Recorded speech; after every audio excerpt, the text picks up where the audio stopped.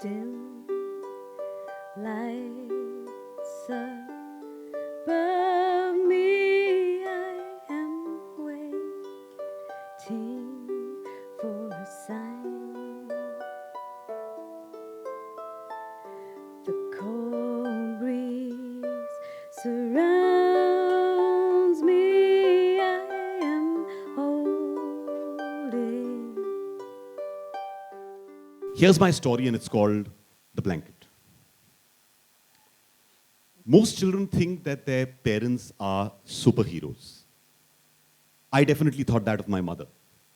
Because every morning when she used to wake up, there was just 100 things that she was doing at the same time. She was making breakfast for us, she was packing lunch for my dad, she was making sure that we were in the right uniforms, that my dad had not forgotten anything, and then she used to go and work herself. And I always used to think that my mother was a superwoman.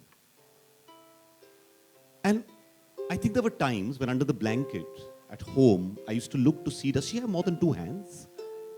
Because how could someone do all of these things? And when I used to come back from school, there she would be with lunch ready for all of us.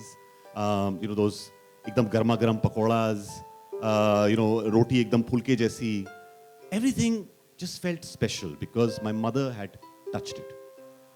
And I grew up very, very quickly, keeping this assumption absolutely alive. I moved on. My parents imbued me with some of their superpowers. And so I moved on from Lucknow to Delhi, to mass communication, to a career in radio and doing something on television. And by this point in time, I've become a bit of a name in the media. I used to miss my parents. They were in Lucknow, I was in Delhi. And so whenever I used to get an opportunity, I would call them over. And it just so happened that I was hosting a quiz at the British Council Library. Now, one of my mother's superpowers was she could save a penny when no one else could. Like most mothers. I used to call my ma Kalyani Devi. My mother was the only person possible. I don't know how many of you know that wo ghar mein long pant ka short pant ka bikini top ya bikini bottom, और bikini bottom के बाद घर का rag ke बाद table ka rag, table ke बाद tissue. She would nicholo everything out of everything. And so when my mother was coming to BCL to watch me host this quiz on that particular day, she was going to do the obvious. She would not take a private taxi because you could get a normal taxi. And she would not take a normal taxi because you could get an auto. And she would not take an auto because bus to hai. So my mother took a bus and she came to Barakhamba Road. Now, BCL had changed its location, so it was a little far. And my mother started walking to British Council Library with my dad, who was complaining, saying, auto le lete hain, chalo na, chalna hai, whatever, etc. And my dad uses the power, the superpower of guilt and shaming the son. Roshan ke show pe ja rahe hain, auto mein jayenge to log kya kahenge? But my mother was not listening. Nahi, chalo, paidal pahunchayenge, yahi to hai. And for people with these kind of superpowers, the place hamesha yahi to hai. She walked in, I was hosting the quiz, and I looked at my mother. She was sitting at the back, but something on her face wasn't too good. Something didn't seem right. The quiz got over. I was a little worried, and I went up, and my dad said she's feeling a little breathless. And I was wondering, why is she feeling breathless? And when we went back that evening, my mother made light of it. Nahi, aisa kuch nahi hua. And I went home, and my dad said, she's been feeling breathless for a couple of days. And suddenly I felt maybe my mother's superpowers are fading. And I decided to take her for a checkup. We went to the Apollo hospital, and the doctor came out and said she has an 80% blockage. And I was stunned. And my friend said, no, take a second opinion. So we went to Escorts Heart Center. Now, you can't get better than that. The superpowers of everything you can do with cardiology is there. And I entered that place, and Ravi Kastiwal, the doctor there, turned and said, it's right. She does have an 80% blockage, and the other 2 arteries don't look good. We'll need to operate on her immediately.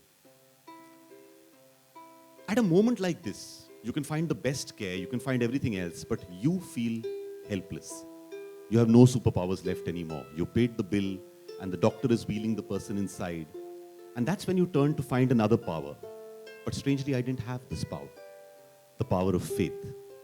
Because we were an extremely different family. We were Muslims who were brought up, who used to go to every temple, and I used to bow my head, I would go to a gurdwara, I had done everything considered sacrilegious by anyone from my community because that's the way we were brought up.